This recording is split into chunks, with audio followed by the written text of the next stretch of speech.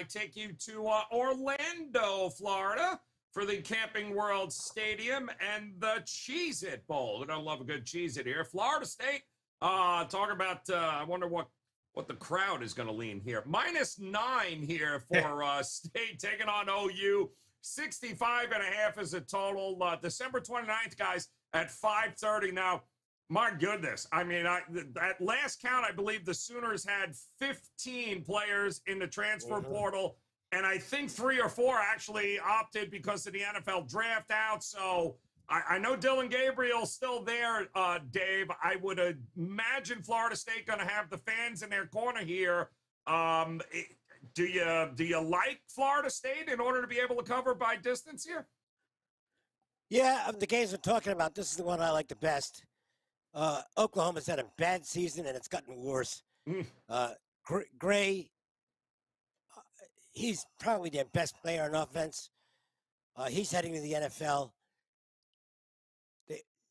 The 2 tackles are also not playing. They're heading to the NFL.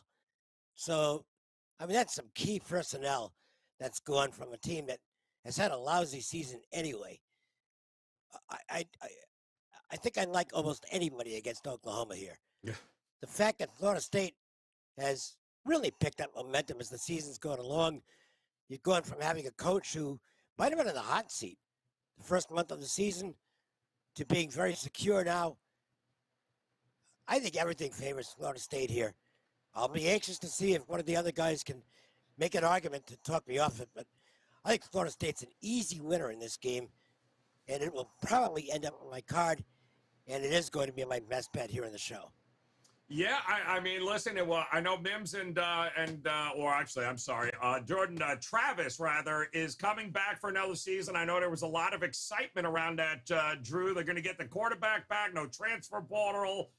Certainly, Florida State and their future looking very bright, and they're happy here in the state of Florida. You know that. So they're going to be excited to go out there in this game against OU. Are you backing them, though, with Dave?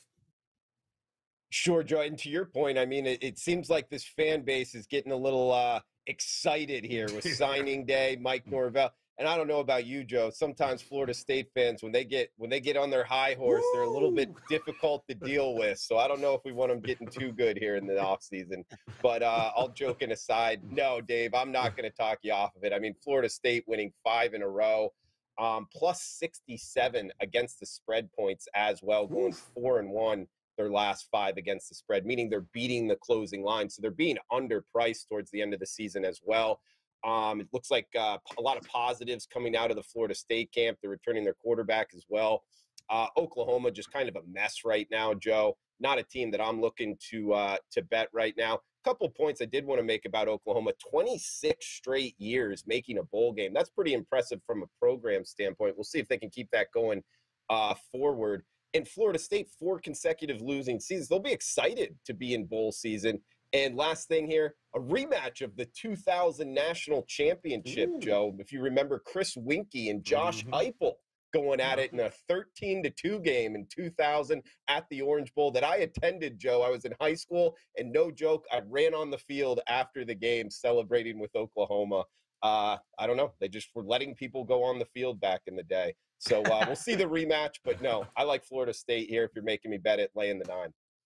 I think Winkie was like 30, right? Wasn't he like 30?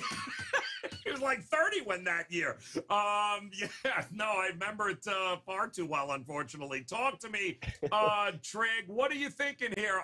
You've done a pretty good job of talking about the other side here. Is there a case to be made for Brent Venables and this OU team? I guess the only case to be made is how huge this would be for Brent Venables if he could somehow win this game.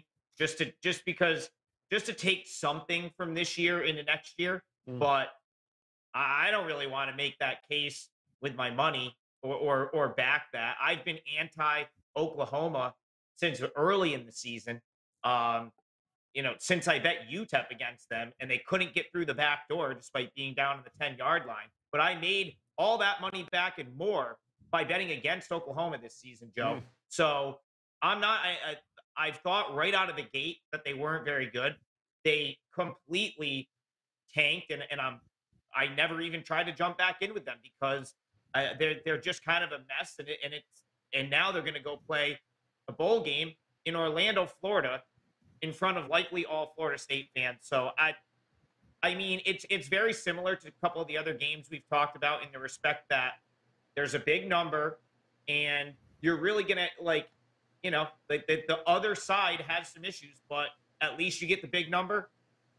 I could stomach it with Cuse against Minnesota. I have no interest in getting involved with Oklahoma. I haven't liked this team all year, and I'm not gonna, disagree with Dave and Drew. They both make good points, and yeah, it's hard for me to make a case for Oklahoma here. I guess they could hang around, but it's not something I'd be interested in backing with my money. Dave, it's interesting, too, because Gabriel and Mims, right, the quarterback and the wide receiver for OU, they still haven't announced what their plans are. If they're transferring, if they're staying, they're giving the old, let's wait until after the guy. I mean, that can't be promising for OU that either of those kids are coming back, no? No, and I'll swing into the best bet segment here since that's what we're going to. There's just not a lot of positives on the Oklahoma side right now. There are a ton of positives on the Florida State side, and something I didn't mention. I've got some pretty good contacts down in the Tallahassee area, and it's not so much about this bowl game as maintaining positive momentum, because the Florida State fan base, now maybe they're talking out through their hats, and maybe it's over-optimism, but they're already looking forward to next season and being the favorite in the ACC and making a run at a playoff spot. So things have really changed as far as the outlook for the Seminoles go. And I think that's important to Mike Norvell. He wants to maintain that positive mindset. And losing a game that they really should win would be a bad thing. So I think there's a lot of emphasis on this game for Florida State. And I expect them to get there. Oklahoma's going to have a really good day throwing the ball. And with the two offensive tackles out, I don't know about the protection for the quarterback. I think it's an easy win for the Seminoles. Top 3, too, defense against the pass. So Dylan Gabriel's going to have his work cut out for him here in this one.